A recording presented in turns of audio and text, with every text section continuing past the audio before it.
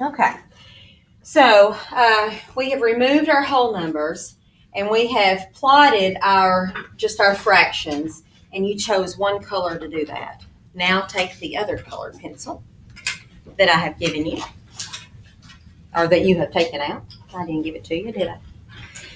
And we're going to compare products. And so by our 7/8, I want us to put 4 times 7/8. 4 times 7/8. Now you all can solve that, right? You all can solve that. Okay, well, we've already plotted 7/8 one time, which is here. We did that one time, right? You drawing on your number line like I am, please.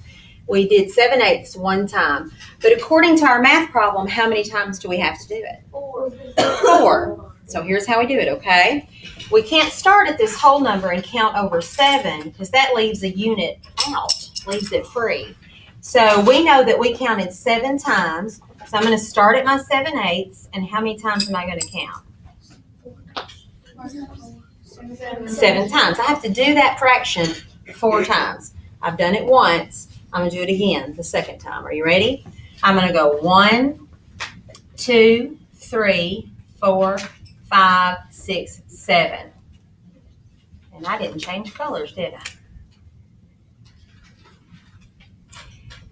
Do you see how I started where I was? And just with the very next tick mark, even though it was on the whole number, I counted it. 1, 2, 3, 4, 5, 6, 7. So I've done it how many times? 2 times. Are you seeing what I'm doing? Okay. I've only done it twice. How many times have I got to do it? 4. I got to do it 4 times. So I'm going to start where I am, and I'm going to start at the very next tick mark. And how many am I counting? 7. Because that's my numerator. 1, 2, 3, 4, 5, 6, 7. That's 3 times. I've got to do it one more time. One more time. I'm going to start it where I ended, and I'm going to count 7, starting with the next tick mark. 1, 2, 3, 4, 5, 6, 7. That's 4 times. So I did 7/8 4 times. I counted 7 one time, 7 2 times, 7 3 times, 7 4 times.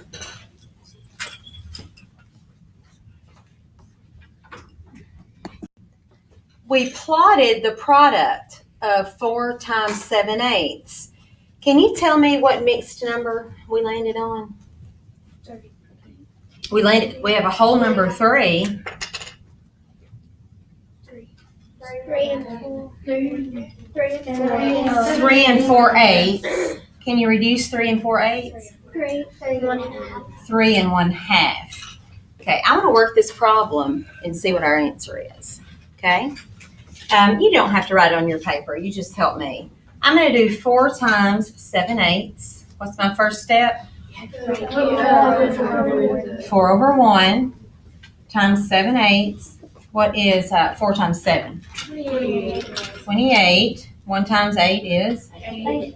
Okay, 8 will go into 28 3 times. The denominator stays the same. 3 times 8 is? 4. How many do I have left over? 4, which reduces to? 3.5. Do you see how I plotted my product and I checked it and we ended at the same spot? Pretty cool, huh? Let's do our next one. Let's move down this direction. All right, we're going to do 4 times 3/4. 4 times 3/4. Do you want to do it yourself, or you want me to do another one with you? You got it yourself? Okay, go for it. Okay, now I want to take, and we're going to compare fractions. And so let's take 1/2. times 3/5.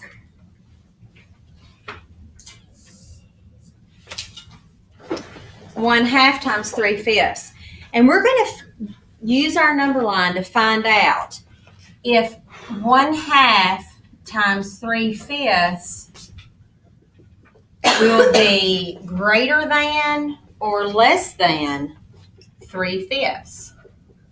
In other words, does multiplying it by 1/2 make it greater than or less than?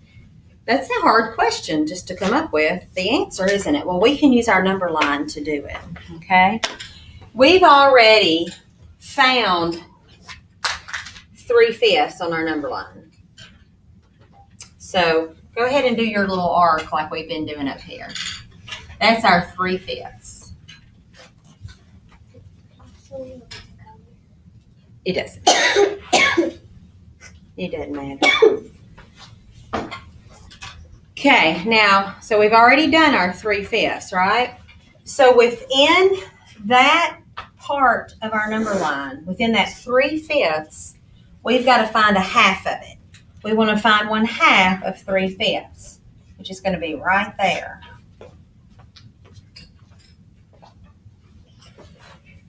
One half of 3/5 will be right there.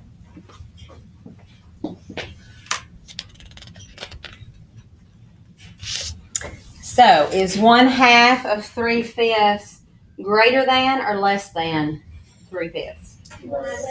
Less than.